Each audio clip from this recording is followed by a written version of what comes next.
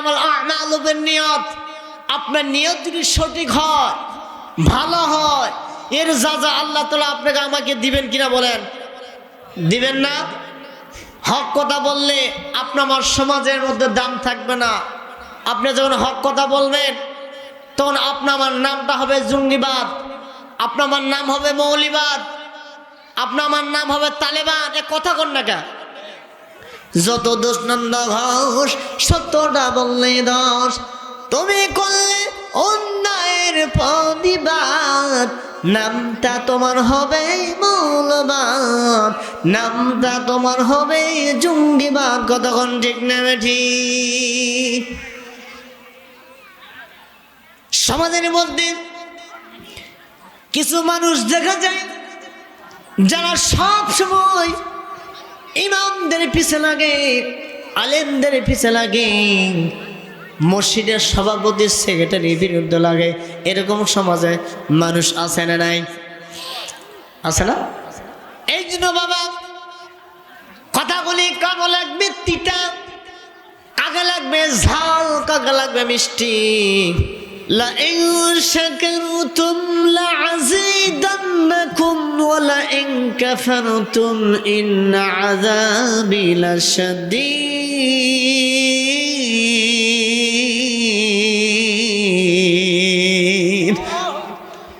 আল্লাহু আকবার। আস্তে কর। কোরআন শুনলে মজা লাগে না খারাপ লাগে? মজা লাগে। কোরআন শুনলে ঈমান বৃদ্ধি করেন তিনি কে? যাদাতহুম ঈমানা ওয়া আলা রাব্বিহিম ইয়াতাওয়াক্কালুন।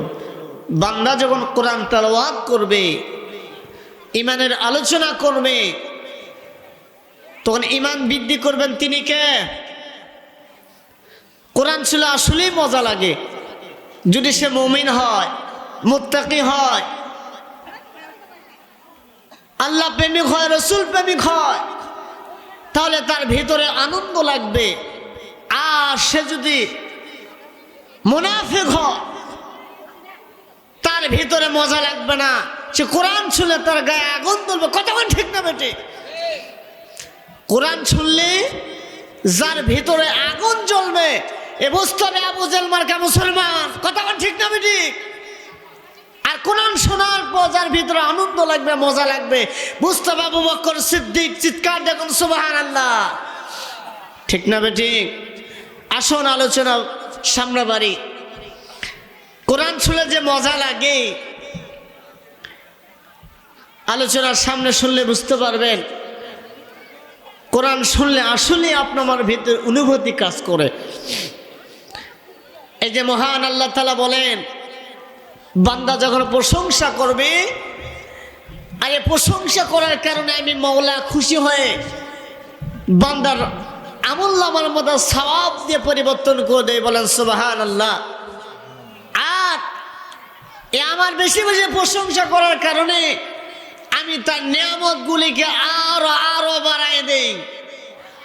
আর যদি নিয়ামত পাওয়ার পর বান্দা না শুকরিয়া আদায় করেন, আমার প্রশংসা আদায় না করি, শুকরিয়া আদায় না করে, আমি বান্দার জন্য ইন্না আযাবি লাশাদীদ, অবশ্যই আযাবের ব্যবস্থা আল্লাহ করেছেন। ঠিক না বেঠিক? সে আল্লাহ আছে না নাই? আরো চিল্লায় এখন সে আল্লাহ আছে না নাই? আপনার বোঝা আযাব আছে না? আযাবের অনেক কথা, আমি আপনাদের দুই একটি উদাহরণ দিই। তার মধ্যে যখন আল্লাহ তাআলার প্রশংসা আপনি করবেন না, তাহলে আপনার মার ভিতরে অশান্তি সবসময় কাজ করবে। কি করবে? অশান্তি কাজ করবে। আপনার ভিতরে আপনি শান্তি পাবেন না, শান্তি আসবে না, নামাজে মন আসবে না, মসজিদে গেলে মন ঠিক থাকবে না, নামাজে মন বসবে না, আপনার মন চলে যাবে জিলাপির দোকানে, আপনার মন চলে যাবে মেলায়, আপনার মন চলে যাবে স্টলে, আপনার মন চলে যাবে বাজারে, আপনার মন কোনো ইসলামমুখী হবে না, আপনার মন সব উড়ালা হবে। কতক্ষণ ঠিক না ঠিক? এই জন্য আপনার ইসলামমুখী হওয়া দরকার আছে না নাই? আছে না বাজান? আপনার আমার মন ইসলামমুখী করতে হবে, কোরআনমুখী করতে হবে, নামাজি করতে হবে। কিন্তু আমি আপনার আমার মন উদাসীন, আমরা কোনো সময় ভালো মানুষ হওয়ার চেষ্টা করি না। এই ছেলেকে রে লাইক মারে কে? এ জন্মের সমস্যা আছে, ঠিক না ঠিক? এর বাবা মা জন্মের সমস্যা আছে, লাইট মারতেছে, দেখছেন কত বড় বেয়াদব, কথা খারাপ বলতেছি আমি। কি রেজাল্ট ভাই ডাক দেবো, মোনাজাত করে দেই। এই যে দেখেন আমাদের ছেলে পেলেগুলা, যে আপনাদের এলাকার কীর্তি সন্তান, আপনাদের মসজিদের সম্মানিত ইমাম কত কষ্ট করেন এই মাহফিলের জন্য, আয়োজন করেছেন, পোস্টার করেছেন, মাইকিং করেছেন, অথচ আপনাদেরকে দাওয়াত দিয়েছেন, তাবারও খাইতে কথা কই না বারে, কি তাবারও খাইতে? ওলামা কেরামের হক আপনাদেরকে কিছু শোনা, আর আপনাদের হক তাদের জবানতে শোনা। আখলিস দিন ফিকাল আমলুল কলিল, আপনি কথা শুনবেন, বাসায় গিয়ে আমল করবেন, এই আমলের যাজা আল্লাহ তাআলা আপনাকে আমাকে দান করতে পারে কিনা? পারে কিনা বলেন? আপনার ইমানকে খাঁটি করো, অল্প আমলই না তাতে যথেষ্ট হয়ে যাবে। আপনাকে আমাকে মুফাসসির ওয়াজিন এগুলো হওয়া লাগবে না, যদি আপনি আপনার ইমানটাকে খাঁটি করেন। ইমান কি দিয়ে খাঁটি করবেন? আপনি ইমানটা কি দিয়ে খাঁটি করবেন? এই জন্য আমাদের সর্বাবস্থা প্রশংসা করব তিনি কে? তিনি কে? আসতে কোন তিনি কে? আল্লাহ তাআলা বলেন, নবী গো আপনি জানান, যার ভিতরে 5টি গুণ থাকবে তারা ঈমানদার, তারা মুমিন। বলেন সুবহানাল্লাহ। কার কথা? কার কথা? আল্লাহ তাআলার কথা। এই জন্য আল্লাহ তাআলা মুমিনদের ব্যাপারে কোরআন কারীমের মধ্যে গুণগুলি নিয়ে আলোচনা করেছেন, যে 5টি গুণ আপনার ভিতরে থাকা দরকার, আছে না নাই? বলেন আছে না নাই? রাসূলের অসংখ্য হাদিস থেকে আমি কয়েকটি হাদিস তেলাওয়াত করেছি। মা বোনদের ব্যাপারে কয়েকটি কথা বলতে চাই। সমাজের মধ্যে আমাদের মা বোনেরা যে ভুল করে, যে অন্যায় করে, আসলে সে অন্যায় থেকে, সেই ভুলগুলো থেকে সংশোধন হওয়া দরকার, আছে না নাই? বলেন আছে না নাই? আল্লাহ তাআলা আমাদেরকে কোরআন হাদিস থেকে যে কথা বলবো আমি সকলকে আমল করার তৌফিক আল্লাহ দান করুন। বলেন আমিন। আরো যেরকম আমিন। আমি আলোচনা শুরু আগেই যারা এদিক সেদিক ঘোরাফেরা করতেছেন, এখনো মেলায় আছেন, বাসায় আছেন, রাস্তাঘাটে আছেন, বিভিন্ন জায়গায় আছেন, আমি আপনাদের হাতে পায়ে ধরি, অনুরোধ করি, মেহেরবানি করে এই জান্নাতের বাগানে, এই অলির মাজারে চলে আসুন। বিলম্ব না করেন, অযথা সময় নষ্ট না করে আসুন কোরআন কারীমের মাহফিলে আসার জন্য আমি আপনাদের অনুরোধ করতেছি। এই সময় যখন আপনার আমার কাছ থেকে চলে যাবে, তখন এই সময় কিন্তু আর ফিরে পাবো না। পাবো? একটি মিসাল দেই। ছোট্টবেলায় আইসক্রিম আমরা খেয়েছিলাম। আইসক্রিম যদি আপনি এনে গিলাসের মধ্যে রাখেন, বলেন তো 5 মিনিট পরে ওই আইসক্রিম গোটা থাকবে না, পানি হয়ে যাবে? কথা কন, কথা কন। পানি হয়ে যাবে কেন? এই আইসক্রিমের ফোঁটা টপ টপ টপ টপ করে জমিনে পড়ে গোটা আইসক্রিমটা পানি হতে পারে। আপনার আমার জীবন 1 মিনিট করে যাইতে যাইতে যাইতে যাইতে জীবনের হায়া শেষ হয়ে যাইতে পারে। এই সময়ের গুরুত্ব না দিলে আমি পরবর্তী পস্তাতে পারি কিনা বলেন? ঠিক না বে? ঠিক পারি না? এই জন্য ভাই আমি আপনাদের অনুরোধ করবো, এখনো যারা বাইরে আছেন মেহরবানি করে আসেন। কর্তৃপক্ষ আপনাদেরকে দাওয়াত দিয়েছেন, এ মাহফিলে এসে আখিরি মোনাজাত পর্যন্ত থাকবে কোন হাদিসের আলোচনা শোনার জন্য আমি আপনাদের অনুরোধ করতেছি। আমার ভাই, আমার বন্ধুগণ, আমার বাবাজি,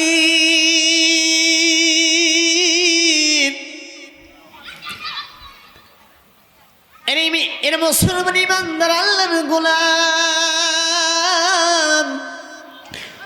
মহান আল্লাহ তাআলা, মহান প্রভু, মহান মালিক, মহান স্রষ্টা তার বন্ধু পয়গম্বরকে জানায়া দিলেন, নবী গো ও আমার দোস্ত পয়গম্বর, আপনার তামাম পৃথিবীর মানুষগুলিকে জানায় দিন, যারা আমি আল্লাহ ভালোবাসা পেতে চাই, ভালোবাসতে চাই, তারা যেন আপনার নবীকে ইত্তেবা অনুকরণ করে। ইয়া রাসূলুল্লাহ, ইয়া হাবিবাল্লাহ, নবী গো, আমি আপনাকে জানাই দিলাম, যাদের ভিতরে 5টি গুণ থাকবে তারা ঈমানদার, তারা মুমিন।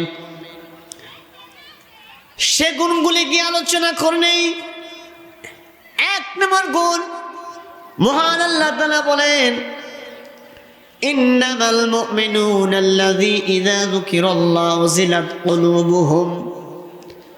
আমার আল্লাহ তাআলা বলেন 1 নম্বর গুণ, কোরআনে আলোচনা শোনার পর, কোরআন তেলাওয়াতের পরে যার অন্তর থরথর করে কাঁপতে থাকে আল্লাহর ভয়ে, কার ভয়ে? কথা কন। 1 নম্বর গুণ, নাম্বার 1, কোরআন তেলাওয়াতের পরে আল্লাহর ঐশ্ববাণী কোরআনের আলোচনা শোনার পর যার অন্তরগুলি থরথর করে কাঁপতে থাকে, কার ভয়ে? আল্লাহর ভয়ে। 1 নম্বর, আল্লাহকে যারা ভয় করবে, আর আল্লাহর ভয়ে যাদের অন্তরগুলি থরথর করে কাঁপতে থাকে, আবার আল্লাহ তাআলা বলে, নবী গো আপনি জানান তারা ঈমানদার। তারা কি? 2 নম্বর, কোরআন তেলাওয়াত, যার ভিতরে কোরআন তেলাওয়াত থাকবে, যে কোরআন তেলাওয়াত করবে সর্বাবস্থা, আল্লাহ তাআলা বলেন ওই ব্যক্তি, ওই বান্দারা কোনো সময় গুনাহ করতে পারে না, অন্যায় করতে পারে না, মানুষের গীবত, শাকায়ত, পরনিন্দা করতে পারে না, মানুষের মিথ্যা প্রচার করতে পারে না। 3 নম্বর, বান্দা যখন আল্লাহর উপরে ভরসা করবে। আর 4 নম্বর, আল্লাযী ইউকিমুনাস সালাতা ওয়া মিম্মা রাযাকনাহুম ইউনফিকুন, পৃথিবীর জমিনে নামাজ কায়েম করে। আর 5 নম্বর, মিম্মা রাযাকনাহুম ইউনফিকুন, আল্লাহ রাস্তায় খরচ করে। আমার আল্লাহ তাআলা বলে এই 5টি গুণ থাকার কারণে আমি আল্লাহ ওই বান্দাকে 2টি পুরস্কার দান করব। চিৎকার দেখুন, আল্লাহু আকবার। আমার ভাইরা, আমার বন্ধুগণ, আমার বাবাজি, আমার যুবক ভাইরা, ও কষ্টকরের ভাইরা, কষ্টকরের মা বোনেরা, আমার ভাইরা, আমার বন্ধুগণ, ঈমানদার মুসলমান, আল্লাহর গোলাম, আল্লাহ তাআলা এই গুণগুলি আপনার ভিতরে থাকার কারণে যেই 2টি পুরস্কার দিতে চেয়েছেন, আমার আল্লাহ তাআলা বলে, উলাইকা হুমুল মুমিনুনা হাক্কান লাহুম দারাজাতুন ইনদা রাব্বিহিম ওয়া মাগফিরাতুন রিজকুন কারীম।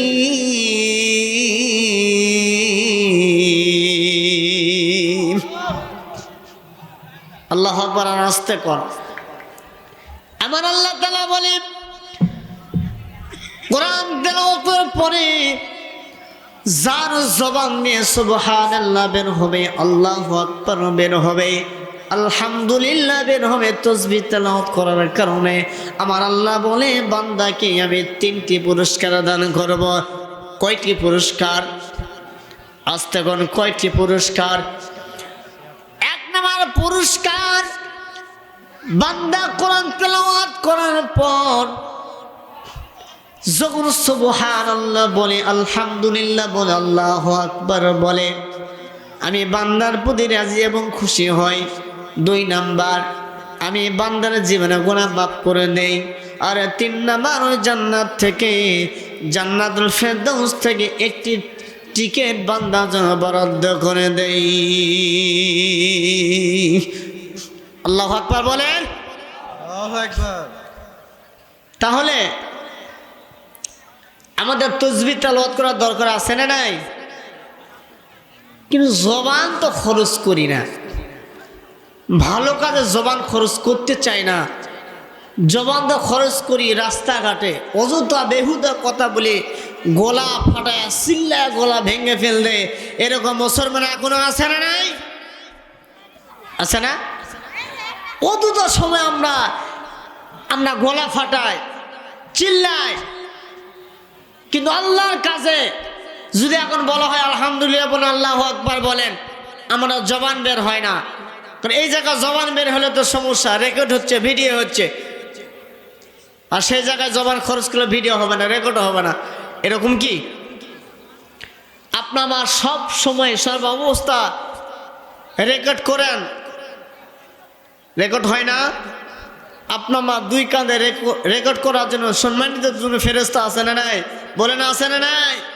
কিরামান কাতিবিন ইয়ালামুনা মা তাফআলুন, দুজন ফেরেশতা আছে, আপনার খারাপ করলেও রেকর্ড হবে, ভালো করলেও রেকর্ড হবে, হবে না? আপনার গোপনে যদি মেম্বার হন, চেয়ারম্যান হন, এমপি হন, মন্ত্রী হন, ডিসি হন, আর গোপনে যদি অন্যায় করেন, বিশেষ করে সমাজের নেতৃত্ব দিতে গিয়া যখন চেয়ারম্যান মেম্বাররা গরিব মিসকিনদের হক নষ্ট করে, সে সময় কি ফেরেশতারা চোখ বন্ধ রাখে? তারা এরকম বলে, তারা সম্মানিত চেয়ারম্যান, তাদেরকে রেকর্ড করেন না, এরকম কি কথা কয় না? এরকম যখন যুবক যুবতী অন্যায় করে, তখন কি ফেরেশতারা চোখ বন্ধ রাখে? এরা যুবক যুবতী এখন অনেক সময় আছে, সেখানে মানুষ বুঝে নাই, না বুঝে অন্যায় করতেছে, রেকর্ড বন্ধ থাক, এরকম এরকম নয়। আমি অনেক মাহফিল একটা মিসাল দেই, সমাজের মধ্যে যেসব মা বোনেরা অন্যায় করে, অন্যায় পা বাড়ায়, ধরেন এক ব্যক্তি কলা সিলি নিয়ে বাজারে গেছে, বাজারে যাওয়ার পরে বরের মধ্যে নিয়ে বসে আছে, কিন্তু জনগণ বিশেষ করে তো কলা যারা পছন্দ করে তারা তো কিনে সবসময়, তাই না? তো কলা কেনার জন্য যে দেখে যে ব্যক্তিটা কলা নিয়ে বসে আছে, সে কলার মধ্যে পর্দা নাই, সুসা নাই, অথচ বিভিন্ন মাছি মশা আবর্জনা ভাইরাস কলার মধ্যে আক্রমণ করেছে। এই আক্রমণ করার কারণে কলার স্বাদ মর্যাদা নষ্ট হয়ে গেছে। এই কলা আর কেনা সম্ভব হবে না।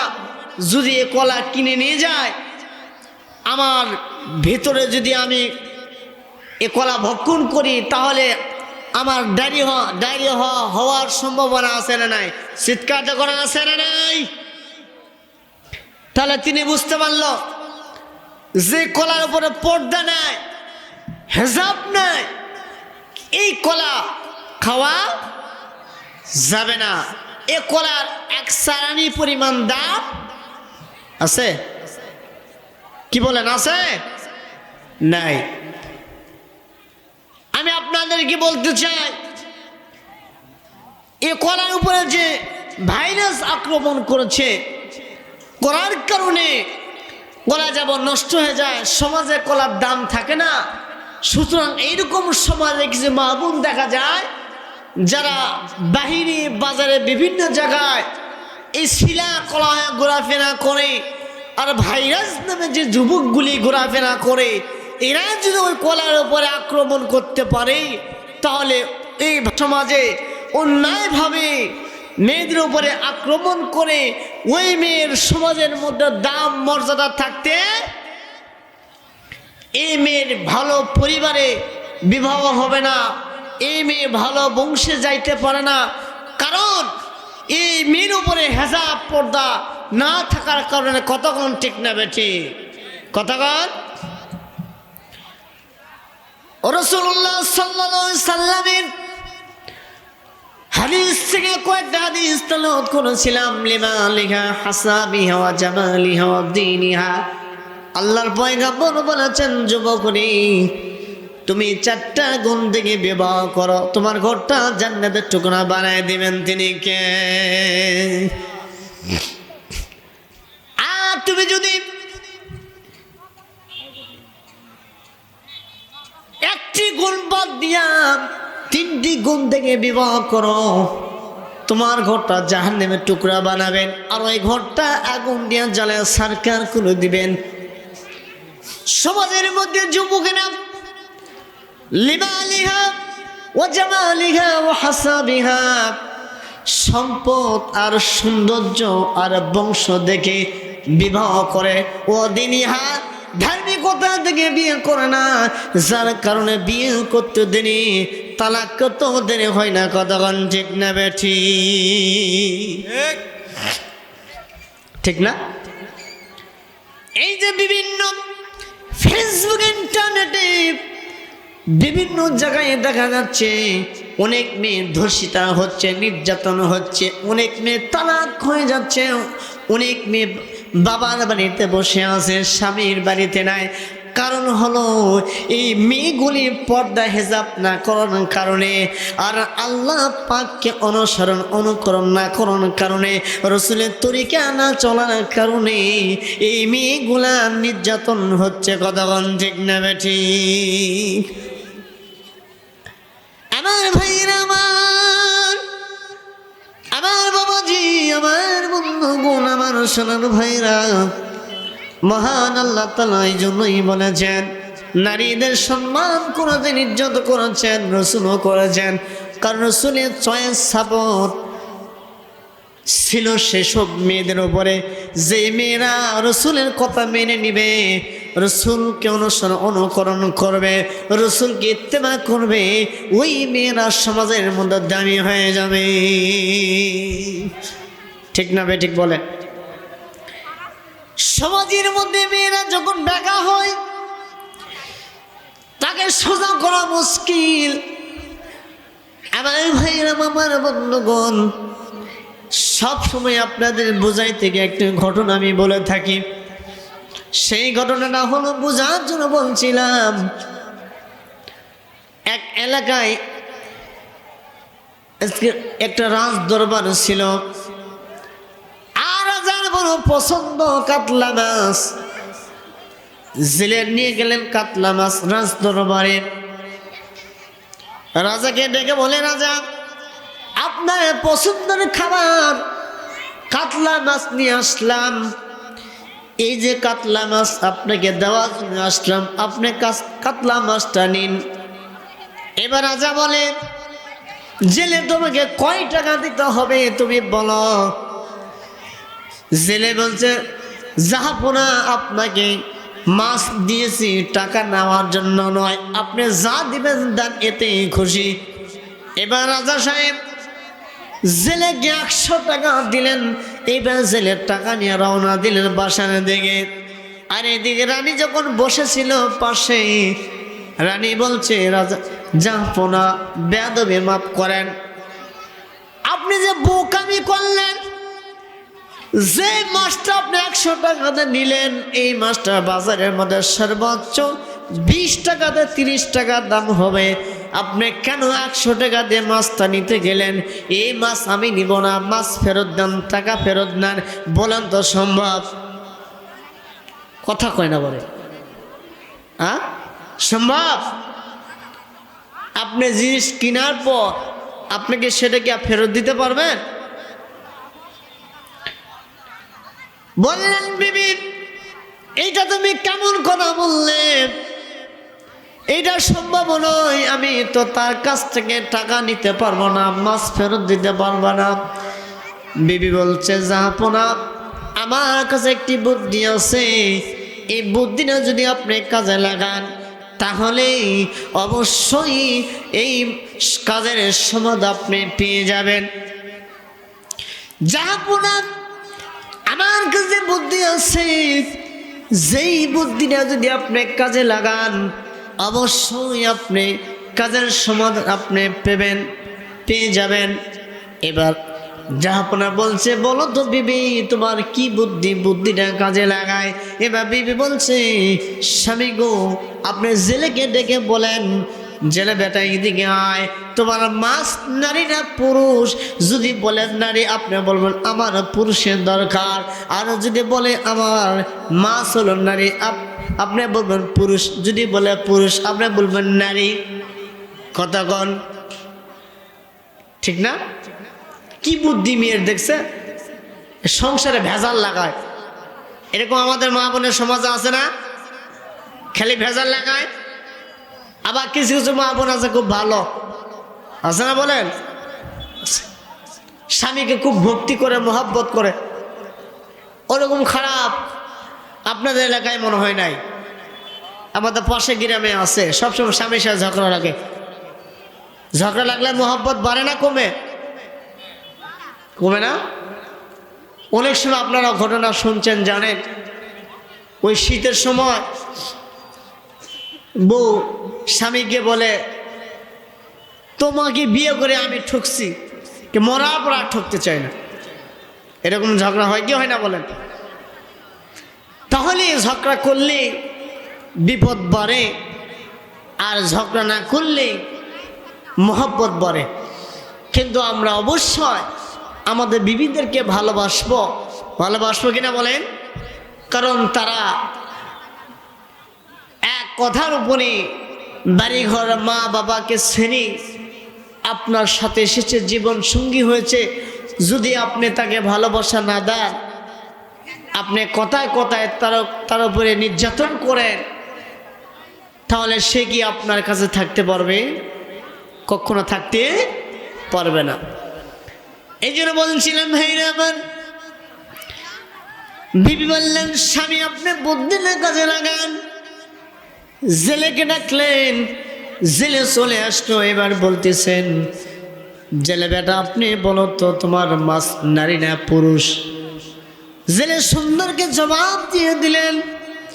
তিনি বললেন, জাহাপনা বেদবে মাফ করো, আমার মাছ নারীও নয় পুরুষ নয়। বলেন তো তাহলে কি? কথা কই না বলে, ওয়াজ বুঝতেছেন না? বোঝা যায় ভাষা আমার, বোঝা যায়? হুহা বলেন না কা? আর আমি এসাল রে এক সাফির সাহেবের দরবারে গেছে, বলে হুজুর আমাকে একটা সবক দেন। কি দিবে? সবক দেন। বলে প্রথম সবক, মানুষ দেখলে তুমি ফুস করতে পারবে না। হ্যাঁ, ফুস না, সবল মারতে পারবে না, ধ্বংসন করতে পারবে না, এইটা তোমার সবক। ঠিক আছে, এটা বোঝার জন্য বলছি। ওই বিশাল ময়দানে গিয়ে আলের মতো ষাট হয়ে শুয়ে আছে। পরের দিন সকালবেলা একজন ধার্মিক নামাজ প্রেমিক তিনি ময়দানে গেছেন ধান নেওয়ার জন্য। তো ধান ধাওয়াতে ধাওয়াতে ধাওয়াতে এমন একটা পর্যায়ে ওই নামাজের রক্ত শিখিদের সময় হয়ে গেছে। তুমি খুব তাড়াহুড়া করে একটি রশি নিয়ে গেছে, আর একটি রশি বাসায় ছেড়ে গেছে। তো তিনি চিন্তা করে, আমি যে তাড়াহুড়া করে চলে আসলাম, নামাজের রক্ত এসে গেছে, নামাজ আদায় করব, এখন যদি বাসায় চলে যায় আর শেষ সময় সামান্য একটু ধান আছে, এই নামাজ পড়তে পড়তে আবার সময় আমার বিলম্ব হয়ে যাবে। সুতরাং এই ধানগুলো কষ্টমষ্ট হলে নিয়ে যাওয়া লাগবে। তবে রশি পাবো কোথা? তিনি লক্ষ্য করে দেখে ওই দূরে একটি রশি পড়ে আছে, দেখা যায়। তো তিনি আল্লাহ শুকরিয়া আদায় করলেন আর সামনে গেলেন। ওরা সাপ নাকি তিনি বুঝতে পারেন নাই। এবার ধান নিয়ে বাসায় চলে এসেছে। পরের দিন সাপ এবার চলে গেছে রাজ দরবারে গিয়ে বলে, হুজুর আপনি আমাকে কেমন সবক দিলেন? আমার তো জীবনে 12টা বাজায় গেছে। ঠিক না বেটি? একটু কালমা পড়েন, লা ইলাহা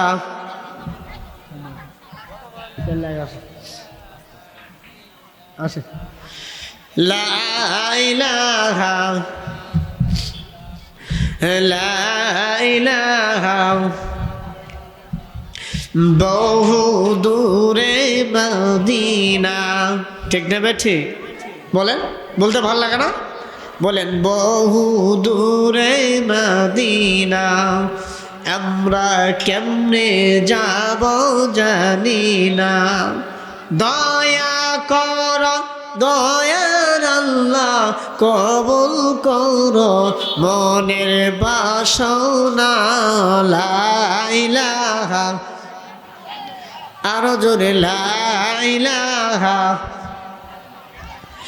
লা ইলাহা ইল্লাল্লাহু মুহাম্মাদুর রাসূলুল্লাহ।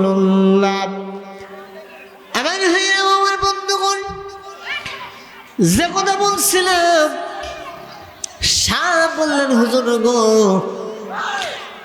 আপনি যে সবক আমাকে দিয়েছেন, সবক পালন করতে গিয়া আমার জীবনের 12টা বেজে গেছে। হুজুর বললেন, তোমাকে কি সবক দিয়েছিলাম? সবক দিয়েছিলাম মানুষ দেখলে সবল মারতে পারবে না, ধ্বংস করতে পারবে না। কিন্তু আমি কি তোমাকে বলেছিলাম তুমি মানুষ দেখলে ফুস করো না? এই কথা কি বলেছিলাম? বলছেন না। যদি বলতে মানুষ দেখলে সবল ফুস করতে, তাহলেই তো মানুষ বুঝতো এটা সাপ, তোমাকে থেকে পালায় যেত। এখন ওয়াজ শোনার পর মাঝে মাঝে যদি আপনারা ফুস না করেন, আমি বুঝবো আপনারা ঘুমাইছেন নাকি। কথা কয় না, বলে কথা কয় না। হ্যাঁ, মাঝে মাঝে ফুসফাস করবেন, নাড়াচাড়া করবেন, একটু তাকবীর না দিলে লিল্লাহে তাকবীর, লিল্লাহে তাকবীর। আমার ভাইরা, আমার বন্ধুগণ, আমার বাবাজি, এই জন্য মাঝে মাঝে আলোচনা শোনার, মাঝে মাঝে সুবহানাল্লাহ বলবেন, আলহামদুলিল্লাহ বলবেন, আল্লাহু আকবার বলবেন। যখন আপনার জবান দিয়ে আল্লাহ পাকের তাসবিহগুলি তেলাওয়াত করতে থাকেন, সুবহানাল্লাহ বলেন। আরে সুবহানাল্লাহ বলার কারণে আপনার আমলনামার মধ্যে আল্লাহ পাক সওয়াব দিতে পারেন কিনা? পারেন কিনা বলেন?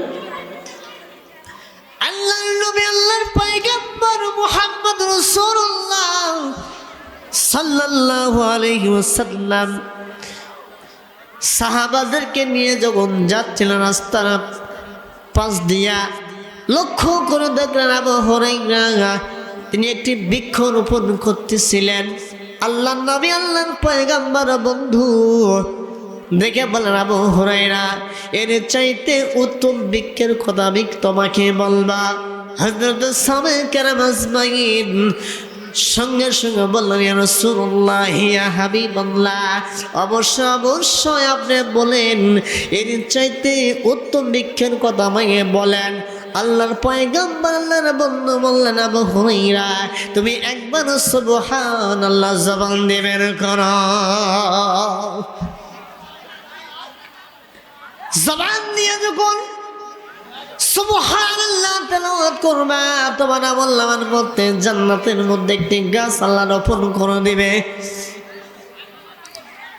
একটি গাছ রোপণ হয়ে যাবে, আর ওই গাছের প্রত্যেকটি পাতাগুলি তোমার নামে আল্লাহ পাকের কাছে মাগফিরাত কামনা করে।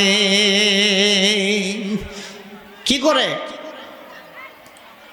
আর ওই গাছের একটি ডালের ছায়া এত দূরত্ব ৬৩টা দিন ৫০০ বছর যদি একটি তেজে ঘোড়া দৌড়াতে থাকে, তারপর ওই গাছের ছায়া তিনি শেষ করতে পারবে না।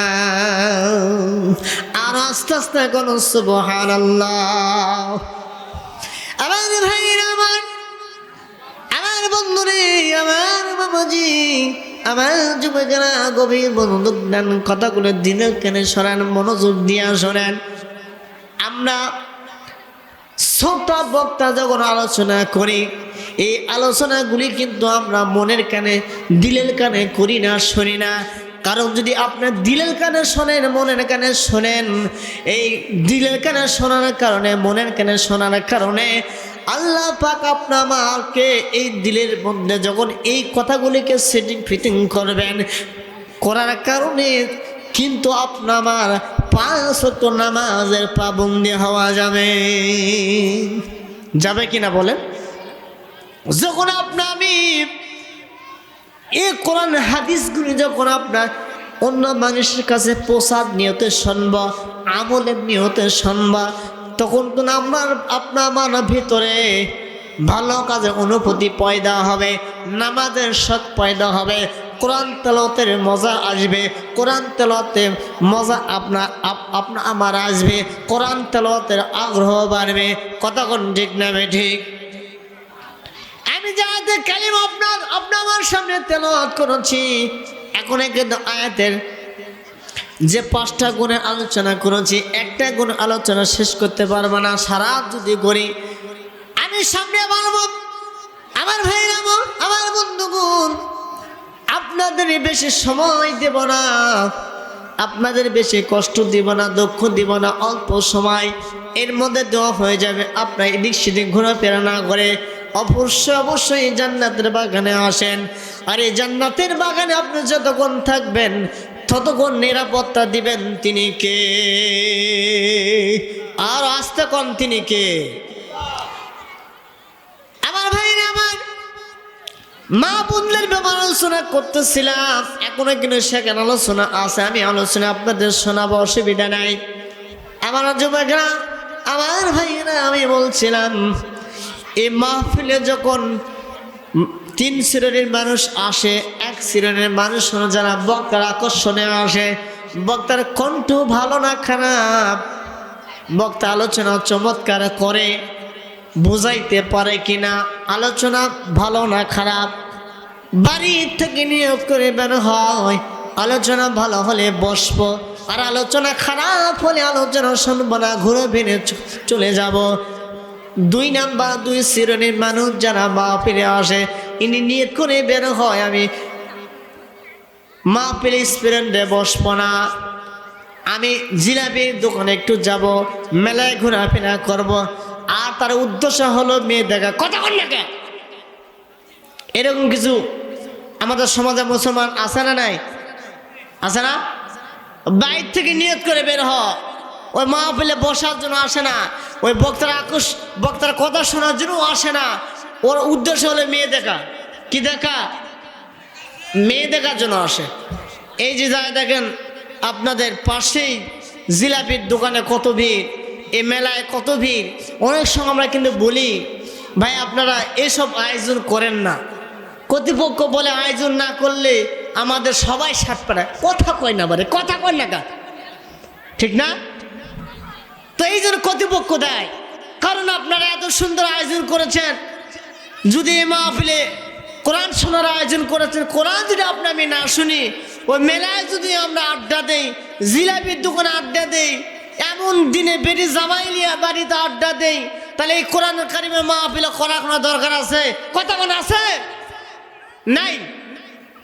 এ কোরআন শুনে আপনার জীবন যদি পরিবর্তন না হয়, এ কোরআন শুনে যদি আপনি ইসলামমুখী না হন, এ কোরআন শুনে যে আপনি তাওহীদ ইসলামমুখী না হন, আপনি জান্নাতমুখী না হন, আখিরাতমুখী না হন, তাহলে কোরআন শোনার কোনো দাম নাই। এখানে তাবারক হয় সাথ, এই কথা কয় না, কথা কয় না। হ্যাঁ, এত সুন্দর আয়োজন করেছেন কেন? এই যে এই মাঠে ইতিপূর্বে আপনারা বিশাল বড় তাফসীর মাহফিল করেছেন, তাফসীর মাহফিল করেছিলেন। এই মাঠে আপনারা মাহফিল মেহমানকে নিয়ে এসেছেন, শুধু গাইবান্ধা থেকে গোলাম রব্বানী এসেছিল না? কথা কয় না, আসছিল কিনা বলেন? অথচ এই তাফসীর মাহফিল শুনে কয়জন মুসল্লি মসজিদে আসে বলেন? ফজরের নামাজে সর্বোচ্চ 6 জন, ইমাম সহ 7 জন। হ্যাঁ, জুমার দিনে একটু ভরপুর হয়, কারণ ওয়াদাবদ্ধ।